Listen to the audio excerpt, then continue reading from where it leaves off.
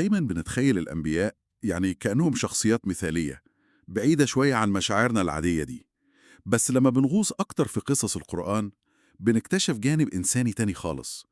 النهاردة هنركز قوي على الحتة دي، مشاعرهم هم، وبالذات إحساس الخوف. وموضوع الخوف ده بالذات مهم واللي هنتكلم فيه النهاردة مستند على دراسات، يعني دراسات أكاديمية فعلا. رسالتين ماجستير تحديدا، واحدة من جامعة النجاش الوطنية والتانية من جامعة القدس. الاتنين حللوا بعمق انفعالات الأنبياء زي ما وردت في القرآن. تمام. والهدف يعني إننا نفهم أكتر إزاي هم الأنبياء عاشوا الخوف ده، إزاي اتعاملوا معاه، والأهم إيه الدروس اللي إحنا ممكن يعني نطلع بيها لحياتنا النهاردة. بالظبط. والبداية المهمة قوي زي ما كنت بتقول، إننا نستوعب إن الأنبياء دول عليهم السلام مروا بمشاعر إنسانية طبيعية جدا، يعني غضب، حزن، ندم، وطبعا الخوف اللي بنتكلم عنه. وده مش بينقص من مكانتهم خالص، صح؟ لا طبعا، بالعكس تماما. ده بيخلي قصصهم وتجاربهم أقرب لينا، ملهمة أكتر، لأننا بنشوف الإيمان والصمود ده جنب الضعف البشري الطبيعي اللي كلنا بنحس بيه. والخوف ده بالذات الدراسات اللي معانا بتقول إنه شعور فطري، يعني أساسي، محدش يقدر يتجنبه 100%، حتى الأنبياء نفسهم. والقرآن بيقدم أدلة واضحة قوي على كده. صحيح 100%.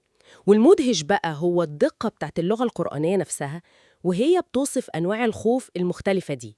في فرق واضح قوي مثلا بين كلمة الخشية وكلمة الخوف. إيه الفرق بينهم بالظبط؟ بصي، الخشية دي غالبا بتبقى خوف بس ممزوج بمعرفة، بإجلال، بتعظيم، وغالبا أو يعني دايما تقريبا بتكون موجهة لله سبحانه وتعالى، نابعة من إدراك عظمة ربنا وقدرته. يعني نقدر نقول إن الخشية دي خوف واعي مدرك، مش مجرد رد فعل غريزي وخلاص. بالظبط كده. على عكس الخوف بالمعنى العام اللي ممكن يكون توقع لأي أذى أو أي حاجة وحشة ممكن تحصل من أي مصدر. تمام. ولسه في كمان تعبيرات تانية زي الوجل، ده بيعبر عن قلق داخلي كده مفاجئ، زي ما القلب يتخض كده. وفي كمان الفزع، وده بقى خوف شديد بيجي نتيجة مفاجأة، صدمة. سبحان الله، كل كلمة ليها معناها الدقيق. كل تعبير ليه ظلال معاني دقيقة بتناسب بالظبط الموقف النفسي اللي القرآن بيوصفه. طب خلينا نشوف أمثلة من القرآن توضح الفروقات دي أكتر. قصة سيدنا موسى مثلا دي مليانة مواقف خوف. يعني بعد ما قتل القبطي القرآن بيقول فخرج منها خائفا يترقب. وصف دقيق مش كده؟ جدا، ده خوف إنسان طبيعي على حياته، خوف مباشر ومفهوم لأي حد، خايف يتقبض عليه، يتقتل. وهنا بنشوف التطور بقى. الخوف ده اللي كان في الأول خوف على نفسه على حياته موجود برضه بشكل تاني يمكن لما ربنا كلفه بالمهمة الصعبة قوي دي، مواجهة فرعون. وده تحدي ضخمة طبعا.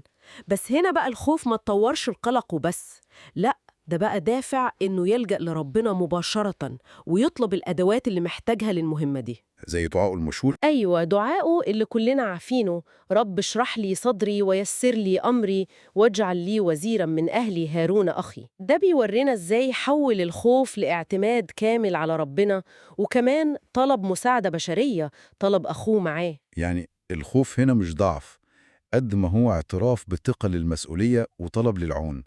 نقطة مهمة أوي دي. بالظبط، تحويل الخوف لطاقة طلب ودعاء. طب وفي قصة سيدنا إبراهيم مع الضيوف بتوعه اللي هم كانوا ملايكة، القرآن استخدم كلمة تانية خالص.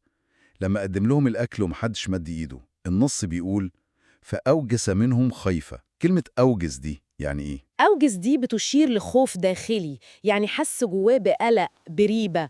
الموقف غريب ومش مفهوم بالنسبة له، ليه الضيوف دول مش بياكلوا؟ في حاجة مش طبيعية. تمام.